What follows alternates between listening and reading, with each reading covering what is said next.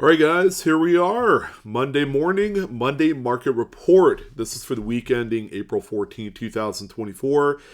Thank you guys for tuning in on one of the longest running series that we do here right on Blue Ridge Silverhound. So I am your host today, Sean. We're going to take a look and see just a unbelievable list of some of the more relevant post 1900, what we call modern era of coins, all graded, of course, sold here in the last 7 days. And of course, we're going to take a look at greatcollections.com. It's one of my favorite websites and truly probably the best resource to get this barometer check of how the market is doing. Because I can tell you this right now. If the modern market is performing healthy and there's still a lot of demand here for these particular coins of the last 100 years, rest assured that pretty much the whole market is doing well as well. Now, there's a lot of things kind of driving just the fever pitch of what's happening here on a lot of these coins for the week. The price of precious metals continues to inch upwards with really no retracement in sight. This is kind of unbelievable. You know, we could see the market, and I'm going to use silver as an example. Silver, we've seen hit, go up, and then, they do these like very short cyclical kind of patterns. They go up $3, they drop down $3. And these are all things that we see on the marketplace in silver, and then you could probably make the case that you even see it in gold, although gold is like on a gauntlet run right now. But we see this short 21 to 28 day cycle where we have a pretty quick and very swift kind of price movement that is a little bit irrational. It's out there. We don't see anything solid coming from it. So I could definitely say that we're kind of in an interesting pattern here so far this year. Price of silver up over $28 an hour, $28 per ounce, not hour. You could see it that way too, I guess. But $28 per ounce, and it's continuing to kind of test out that $30 threshold. We are in extraordinary times with a lot of things happening. It's an election year, and because of that, we're just seeing just an incredibly strong market. People are kind of prepping here, putting money into things that are a lot more stable. Graded coins, certainly in that as well. And if people are looking at modern coins, as that secondary kind of investment medium, that just tells you a lot about the strength of where we're at today. All right, so we're going to take a look at the lot of about 20 coins here. Thought I'd throw out my calendar of events for the weekend, for the most part, the month of April. Keeping in mind, we are continuing on with the GSA Carson City Morgan Dollar giveaway up until the end of the month, where we're going to do a randomized draw on these particular high-end pieces on the very last day of the month. That's going to be our Tuesday show. So for every item that you purchase here in the month of April, gets you one entry into that Carson City Morgan Dollar giveaway. For all intents and purposes, you would only need to buy one item on any of my shows in order to qualify, and that's it. You don't need to be present to win. That's another thing you guys need to know. I will announce it, and it's a lot of fun. We are going to be back again tomorrow with another show, which is what we like to call kind of like our bargain show of the week, which is every Tuesday. A lot of the coins are between $3 and $10. And a lot of nice stuff too. I'm not throwing out just trash garbage stuff. This is all coins that very collectible. I personally curate and I go out of my way to find some of these coins that I think you guys would like. And, it's going to be a great way. You cobble together 5 or 6 sales, and that's going to be a pretty nice amount of entries into the big giveaway at the end of the month. We are going to also be doing an upgrade on one of the prize items. So far we have 5 items in total. We're going to be upgrading one of those. Could it be one of the GSA Carson City Morgans or one of the other prizes that we have allocated for the event? You guys will find out tomorrow. It's going to be a lot of fun, and I hope you guys will come on board on Tuesdays and Fridays for my shows that start at 5 p.m. Pacific, 8 p.m. Eastern. If it's your first time, keep in mind I do have that referral link down below in the description box. If you sign up under me, you get $15 in store credit that you could use right away. And I would highly encourage you guys to check out this platform. It is one of my favorites, and it's a lot of fun. All right, let's go ahead and jump right in. Let's see what we have. Now, we're going to be talking about a fair amount of registry set coins, but also a good amount of some of what we like to call the investor quality or collector grade type coins. That could be for anyone. Now, the coin that has made some headlines here in the last month or so, and we're not talking about those corduroy pillows, we're talking about true headlines here, is going to be the 2023 Extra V Lincoln Shield Cent. Now, this is a coin that was attributed and kind of given that permission of being somewhat of a variety by distinguished error expert Mike Diamond, and because of that, the big three grading companies are attributing this as the variety Extra V. Now, Annex over here not only uses Extra V, but they use the old terminology as well, the VDB V variety, which is simply just an extra little V-shaped notch right next to Victor David Brenner's initials. Now, this coin here is relevant for one big reason, okay? It's an Annex-graded coin, and we don't talk about Annex-graded coins quite that much here on the MMR, okay? And this one we're going to certainly give its flowers, it's come due. And it is one of the highest graded Annex examples of this coin. Now, we've seen 68s in both PCGS and NGC, and they sell for a good deal amount of money. But what does an Annex Mid-State 68 Red of this modern variety sell for? Well, this particular one ended up hammering yesterday for $795.38, which is a pretty good amount of market for this. Granted, if it was an NGC or PCGS plastic in a 68, that's easily a $1,000 plus coin. It didn't really sacrifice a whole lot here with this one. Of course, Annex was one of the first companies to recognize the Extra V attribution. So this is good to see. Very nice, healthy market, even for a coin like this, which to a lot of people is still very much a marginal type of variety. Is it a variety, or is it just something that, is unexplainable, that really doesn't fit the mold of an error or variety? But what we do know is that people are looking for these and they're getting them graded even today, a year later. The next one that we have here. Okay, so I saw this one and I was, I'm not going to say completely shocked. I think I was more shocked at how much it sold for compared to what the coin looks like. Now, this is a true chase in today's roll hunts, okay? There's no denying it. The 1969S, FS101, double to die obverse, even an XF40, which is what this one is. When you look at the coin, there's no mistaking that this one has probably some of the most radical spread of a doubling that you will ever see. The Class 1 doubling is second to none. And that's why these particular varieties sell for so much money. Now, the 69S has long been kind of like the modern trophy. All right, if you're able to find one of these, you have eventually arrived. You have made it to the top of the mountain, and that's what this coin represents.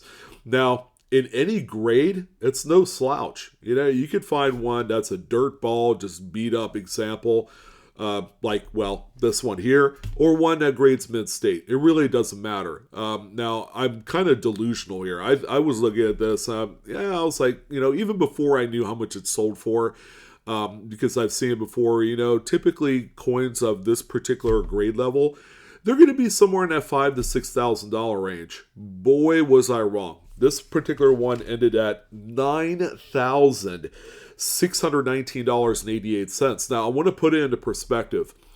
AU55 examples, and we've seen quite a few of them over the last 12 months, have ended right around $10,000. Okay, and that's about 3 to 4 grade points higher than what an XF40 is. So the fact that this one ended up selling just a few $100s shy of $10,000 is more than just a shocker to me. All right, and that's me personally. And this is due to the fact that the coin doesn't really look all that great. I mean, it looks rough. It's a rough XF40 in my humble opinion, but yet, it garnered all the bids, and all the money collected at the end of the day ended up turning into what I would say is a record amount of money for a coin of this particular grade. The next one that we have here, it's a really pretty coin. Now, keeping in mind that 56 proof Lincoln wheat cent can be found in a proof set that generally trades for around $35 to $40. Okay, it's the first along the line of a few years in the 50s that is more readily available because they made over 1 million of them for that year. You would have to go all the way back to 55, where the actual sets become pretty expensive, like $80 to $100. So this is a coin that, ladies and gentlemen, you just don't see that often. And that's going to be a coin with true deep cameo contrast. That those frosty devices offset by the black mirrored fields that you typically see on these is a combo that you don't see that often in the, this kind of like 50s, 60s era of proof coinage. Now this one right here is a 68 red deep cameo. You see that right on the label. And I'm happy to say that this one took home all the money at $4,837.50. Just an overall beautiful coin. It is exactly like if you found one of these in a proof set, make no mistake about it, you're going to end up earning yourself quite the king's ransom off of these coins. The next one that we have here, now this is pure registry set gold. It's a Mid-State 67 Plus pure red, 1946S Lincoln wheat cent. Now we've seen quite a few of these over time. 46S in high grades is not something that's super rare. San Francisco minted coins of the 40s, let alone the 50s, were actually all quite nice. They were very well struck and they had great luster. This one, same boat. Now there were a few pieces that were part of this Whispering Pines provenance, this collection. Probably a high-end registry on PCGS's website. And, the Whispering Pines collection is now being dissolved out back into the marketplace. This particular one sold for $2,049.66. Another one from Whispering Pines is this particular one here with a little mossy green all throughout. This is actually a very attractive coin, in my opinion.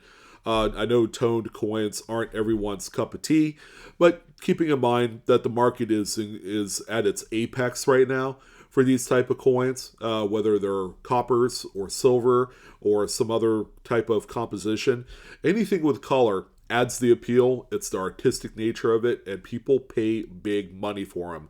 37D in a 68 red top pop, Whispering Pines again, $7,031.25 is the happy sale on this one. We also have a 30D, also from Whispering Pines, and it's correctly attributed on the label, which is cool. When you have a nice provenance and you have, a collection that has a lot of meaning, which is a top pop registry, then you can pretty much have your way of getting it named, after what you wanted to. One day we're going to see the Blue Ridge Silverhound provenance. I don't know what that's going to look like, but you never know. 30D, very tough date here. 67 red is the grade. And, you'd figure this is a 31S with the kind of money that it did end up selling for. $7,906.24 was that final sale. And we also have a 24D. Now, this one, not a Whispering Pines, but it is part of the Bender provenance. Nice one. I mean, this is a key. I would say a key in higher grades. The date overall is a semi-key. A very tough, lower mintage type piece. This one is along the same lines as a few of the other coins that we've seen. Now, this particular one definitely has gotten its due, especially in mid-state condition, whether it's a red or red-brown. 24D is one of the toughest ones of the 20s.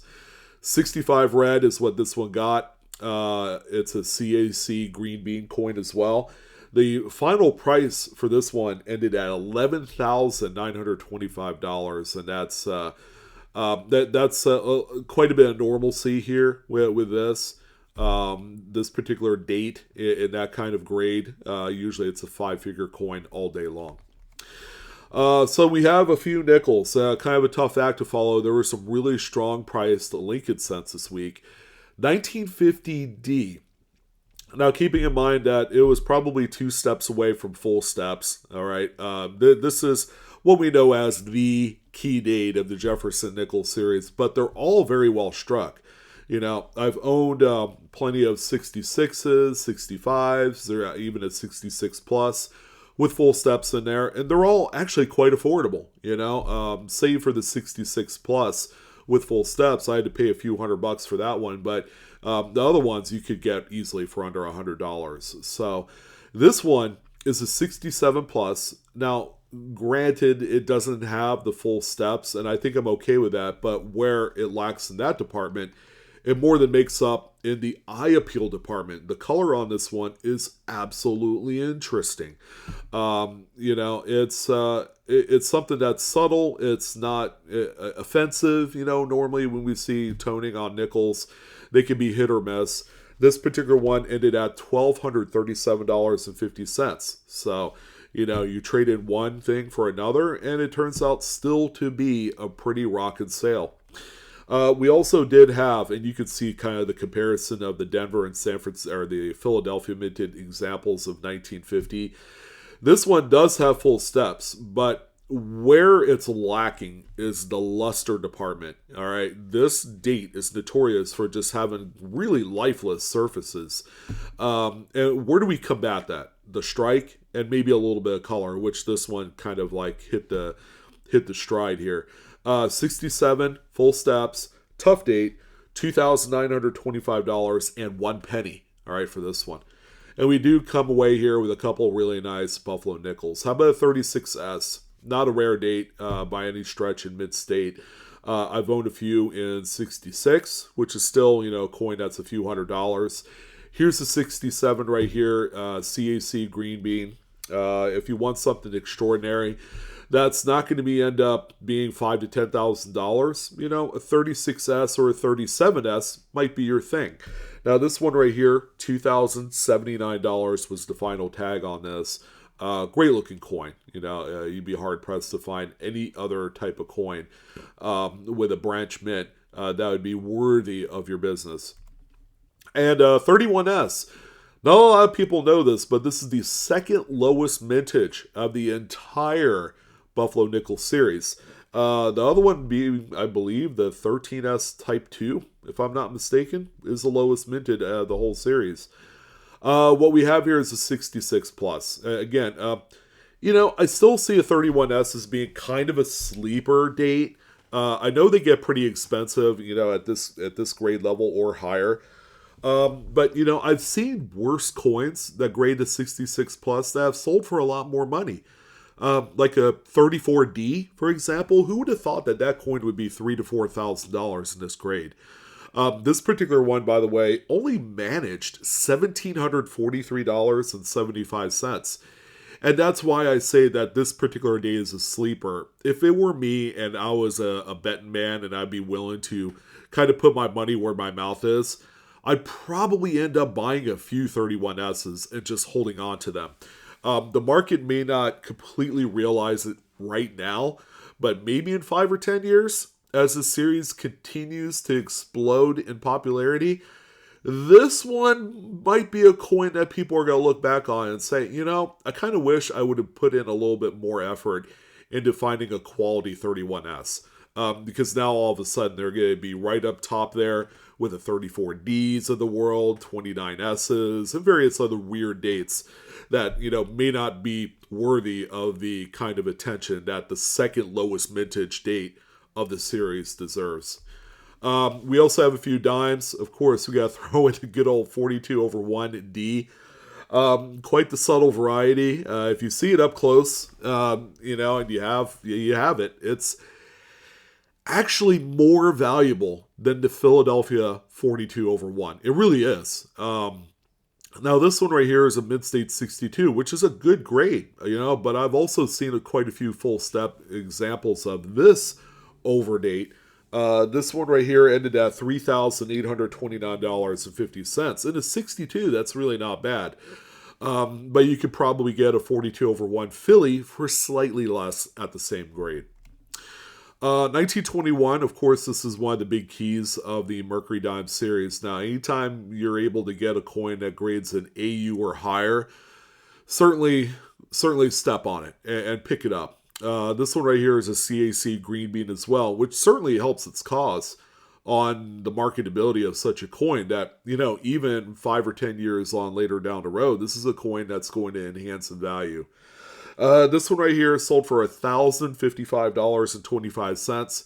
AU50, and I've also seen XF45. These are kind of like the floor of this coin, where it's kind of like the fine line between $800 and $1,200. It's like it's a pretty decent spread, but at this point, this is where you kind of begin to see the uptick in quality based off of circulation wear. 1916 Philly. Now this is a coin that I've come across raw and mint state. They're actually not too rare. A lot of people did save 1916 Mercury dimes in the highest state of preservation. Here's one that has been socked away for a long time. Could it have been in maybe a little envelope or in an old album? It remains to be seen. But it's got all very nice kind of like russet brown and gold original toning. All right, this coin was never dipped or played around with. 67 full bands, CAC certified as well. Beautiful coin, $1,046.25. Full bands, mint state 16s are not particularly rare to find. You can attend a coin show and probably find one or two that's raw, that's ready for your collection.